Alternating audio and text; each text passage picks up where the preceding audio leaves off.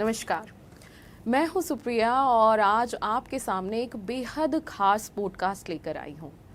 और आज मेरे पास शब्दों की कमी है क्योंकि जिस शख्सियत से मैं आपको मिलाने जा रही हूं उनका जो परिवर्तन होते मैंने देखा है कि कैसे जीवन परिवर्तित हो जाता है और कैसे आप आध्यात्म की तरफ झुक जाते हो कि आपका जो ज़िंदगी है, आपकी जो लेविश लाइफ है वो पीछे छूट जाती है। आज हमारे साथ इस विशेष पॉडकास्ट में मौजूद हैं श्री श्री शगुन त्यागी जी। आपका बहुत बहुत स्वागत है।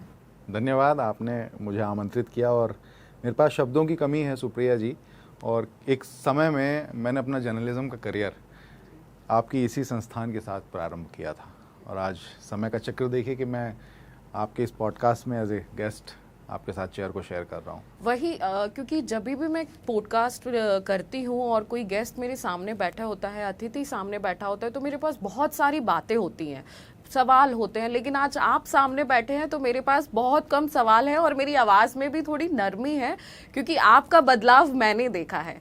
हम प्रयागराज में हमारी मुलाकात हुई थी, उससे भी पहले हम आपको जानते थे, टीवी पे देखते थे। पत्रकारिता आपसे देख देख के सीखी, ये भी हम बोल सकते हैं। लेकिन ये जो परिवर्तन है प्रयागराज में, जो सूट बूट में आप पूरा महाराज जी के साथ सोशल मीडिया संभाल रहे थे, बड़े बड़े इंटरव्यूज कर रहे थे और एकदम से इतना बड़ा परिवर्तन, तो मेरा सवाल यही है और दर्शकों का भी सवाल यही है जो आपको सोशल मीडिया पर देखते रहते हैं, इतना बड़ा परिवर्तन आखिर आया कैसे? देखिए सुप्रिया जी, इस परिवर्तन को करने वाला मैं तो कोई होता नहीं, मेरी तो ये हैसियत नहीं कि मैं परिवर्तन कर पाऊँ।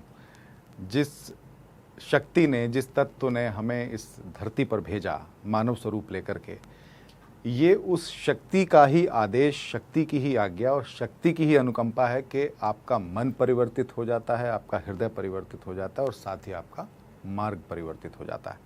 तो मेरा मार्ग परिवर्तित हुआ, ये मैंने परिवर्तित नहीं किया, ये उस शक्ति की अनुकंपा से, उसकी आज्ञा से, उसके आदेश से परिवर्तित हुआ और ये सब कुछ पूर्व निर्धारित है।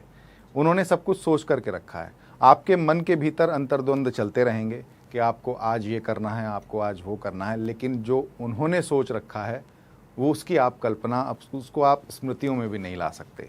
अचानक से स्वप्न में दर्शन दे गए, अचानक से स्वप्न में कुछ संकेत दे गए और अचानक से सब कुछ बदल गए। लेकिन जैसे मैं आपको देख रही हूँ, हम आप इस बात पे भी आएंगे कि आपका बदलाव कैसे हुआ, लेकिन आम जिंदगी से एक भगवा रूप धारण कर लेना, पूजा पाठ में आ जाना, और आम जिंदगी आपकी बहुत लंबी रही है और बहुत लेविश लाइफ रही है, हमने भी देखा है, सूट बूट, ठाट बाट, गाड़ियाँ, और अब ये परिवर्तन, तो थोड़ी मतलब तकलीफ नहीं होती? क्योंकि देखिए, एक दिन हम पूजा करते हैं घर में, एक दो दिन पूजा रखते हैं तो इतना लगता है कि बहुत काम है, सात्विक भोजन खाना है, आचरण, अच्छे आचरण में रहना है। क्या क्या इसमें आपको तकलीफें आती हैं या एकदम महादेव की कृपा है आप पे? इसका भी टेस्ट लिया हमने। हमको लगा कि पता नहीं महादेव ने ये संकेत तो कर दिया, लेकिन उन्होंने वाकई में चुना भी है, वास्तव में चुना भी है हमें, या इस योग्य समझा भी है या नहीं, इसका भी एक प्रयोग करके देख लेते हैं।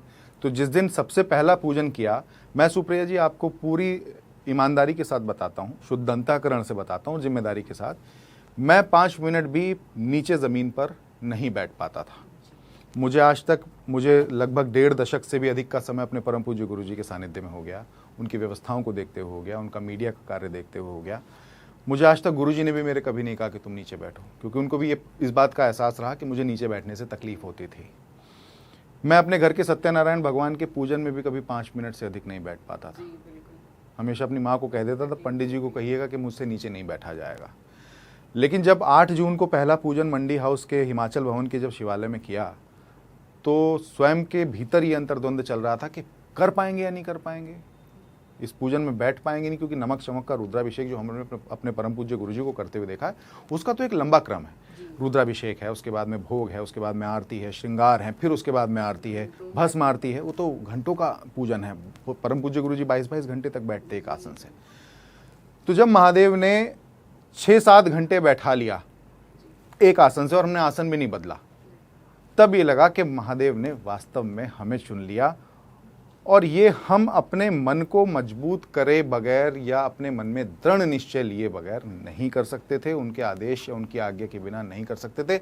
मैं कुछ नहीं होता, मैं तो एक मिट्टी मात्र हूं। मेरे अंदर के तत्व को शायद उस तत्व ने ये आदेश किया होगा या कोई संकेत दिया होगा, तो उन्होंने मुझसे इतना लंबा पूजन कराया और मुझसे उसी दिन संकल्प दिलवा लिया कि हर शुक्रवार सोमवार को जाऊंगा, दिल्ली के, देश के अलग अलग गांव देहात के ऐसे मंदिरों में जाऊंगा जहां कभी महादेव के नमक चमक रुद्राभिषेक श्रृंगार भस्मारती ना हुए हों।